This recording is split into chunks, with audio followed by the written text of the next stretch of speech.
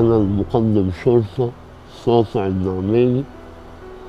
ربنا أنعم عليا إن أنا اتصبت في أحداث بين السرايات. سبحانه وتعالى كريم أوي وعظيم أوي، ما أخذ منك إلا ليعطيك، وسبحانه وتعالى أخذ مني عيني، ولكن إداني حاجات كتيرة أوي.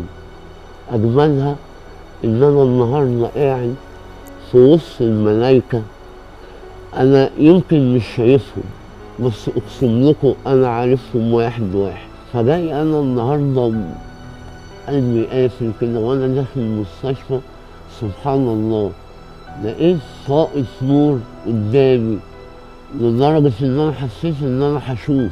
شفت ملايكة بيتعالجوا وبيقولوا للمرض اللعين لأ إحنا هنغلبك، وشفت ملايكة بتعالج الملايكة دي، وشفت ملايكة مسخرهم الرحمن عشان المنظومة دي تنجح، ويعرف العالم كله إن المصريين لما يعوزوا يعملوا حاجة هم بيعملوها.